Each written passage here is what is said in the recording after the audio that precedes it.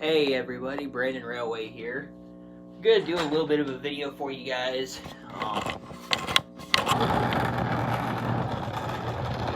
Back that train up out of the way for a minute.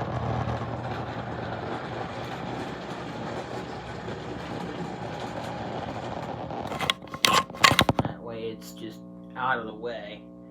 Oh. There we go.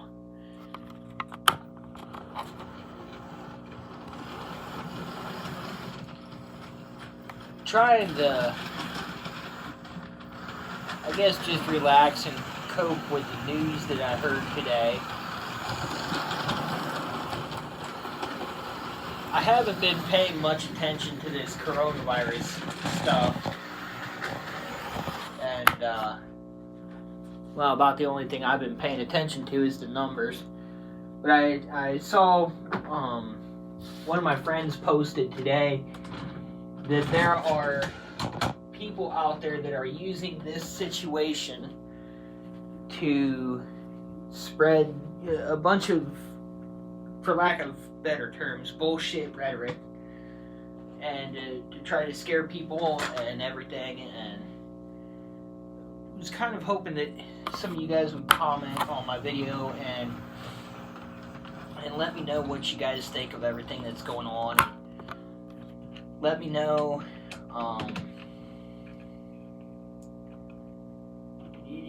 just let me know that I'm not the only one out there that thinks what these people are doing is absolutely deplorable. That, that there's other people out there that are gonna stand up for what is right.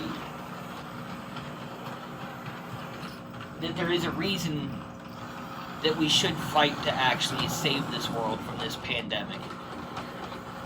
Because right now I'm seriously trying to figure out if this world is even worth saving. About the only 3 people I have that are subscribed to me and that I'm subscribed to would be Uncle Wilmer from Indian Head Valley, Crooked River and Eastern. I'm sorry, I can't remember your name. I'm terrible with names of new people. And Matt Whitaker from Mount Blessings Railroad.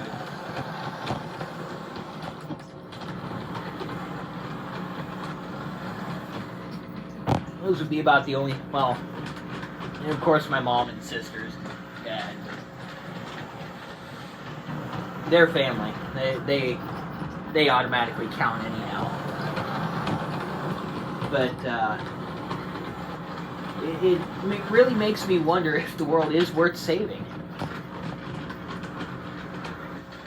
I want to know what you guys think of all this crap going on, and if you don't have an opinion on it, that's fine. Let me know what you guys think of this layout. I know it's just a start, but it is a start.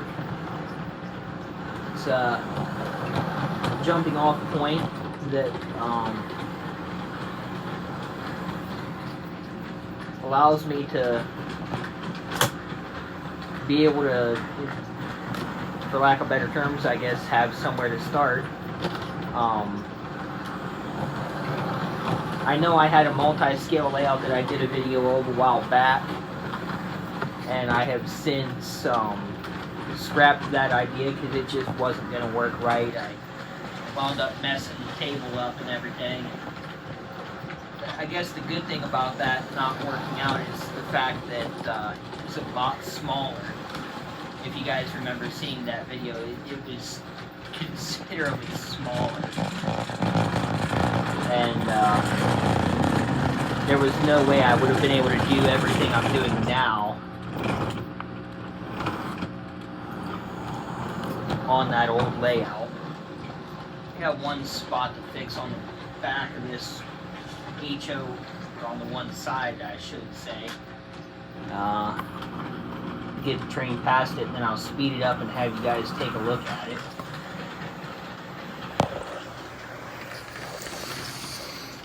Zoom in on the back section here.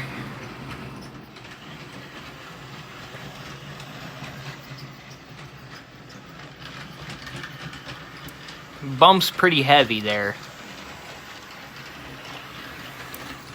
So, I don't have any of this track soldered, although it was soldered at one point, so I'm thinking there might be, in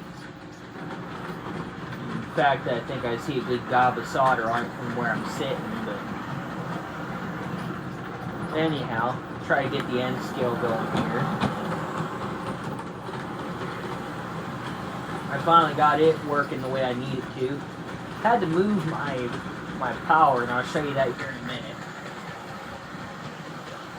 Let's see if it's even showing up on camera. Yeah, I guess you can see the end scale there in the back a little bit.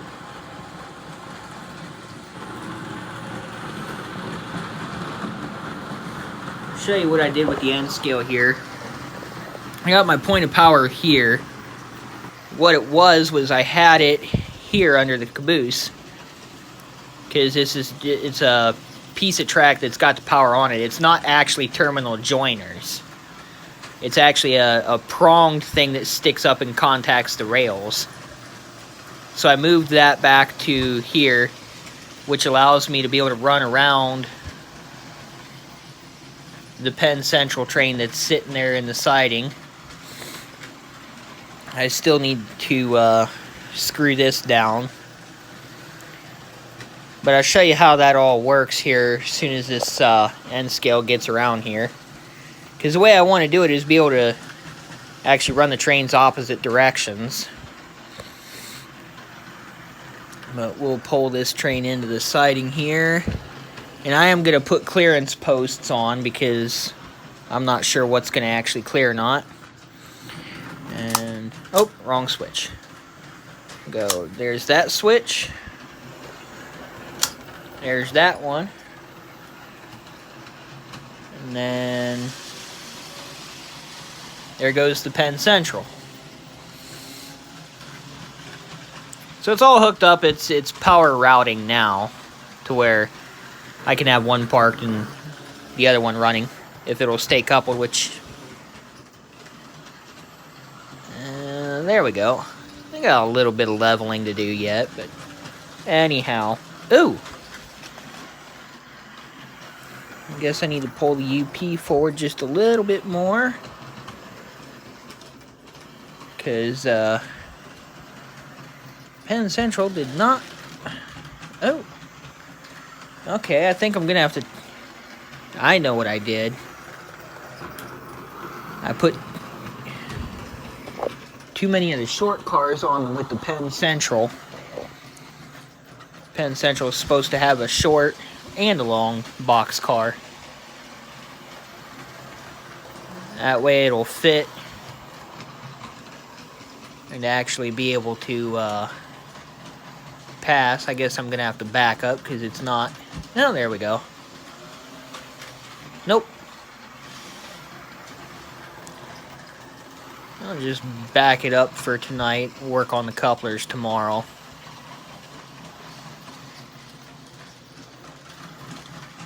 Yeah, that's what I'm gonna have to do is switch out one of the cars here. I'm gonna switch this one out since it's giving me trouble. I'm gonna switch it out for the B&O. See how that does. And then we'll put that shorter box car on the Union Pacific. But yeah, let me know what you guys think of this whole situation and everything going on, because I'm, like I said, really struggling trying to find motivation to really do anything. I got a lot of this stuff done the other day, and then I really haven't done anything since then. And I'm getting to the point where there's times that I'm struggling to even find a reason to continue fighting.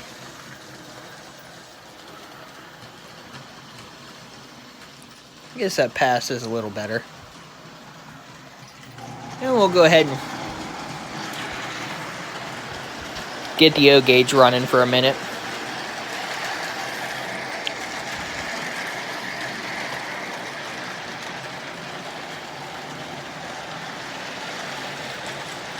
And just a heads up, if you're one of those people that thinks Amy Acton is a Nazi for what she's doing, trying to save lives, go ahead and delete my channel and unsubscribe, because I don't want you as a friend.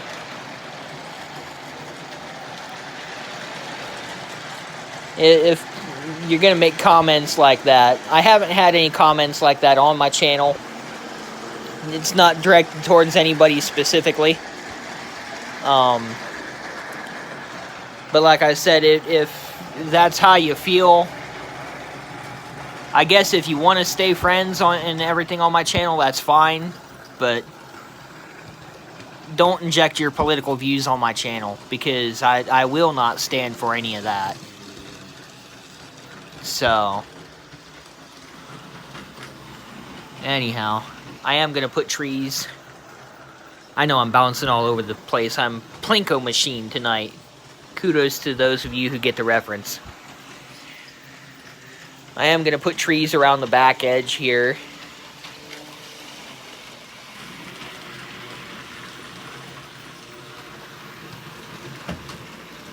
Might do a grass mat or something, just to try to spruce it up. I think I'll probably do a grass mat because it'll be easier to cover the gap between the tables. Just do something that I can Velcro to the table, and when I take the tables apart, I can just either fold it under or whatever. Tacking something down might be a little harder, being that the tables do fold here. And my uncle and I, well, my uncle has the idea. He's the one that did the work, or came up with the idea, however you want to call it.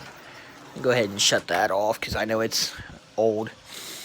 What my uncle did with his O-gauge layout that he takes to shows is the bridge where you walk in and out, because it's a complete box where you control the trains from the inside. The bridge will lift up, and it doesn't actually connect 100% to the track on either side, but there's brass pieces with nails that connect to the bottom of the track, kind of like the N-scale thing. And when you pick the bridge up, it doesn't have power. And then when you set the bridge back down, it connects those nails to those brass pieces, connecting to the track, and giving the bridge power. And I think that's when this COVID stuff is all done, or things get back to somewhat normal, that's what my uncle and I are going to work on, is making some of these pieces removable. That way I can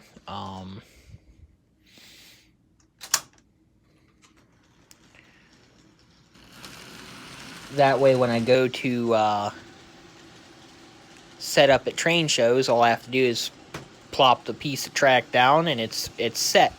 I don't have to worry about joiners or anything. I don't have to worry about... I can't do that because that train is slow. I'm actually going to switch these trains.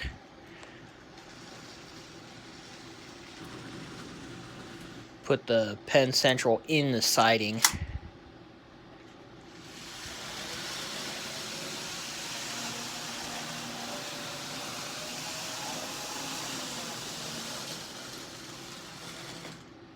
And then the Union Pacific will get parked out here.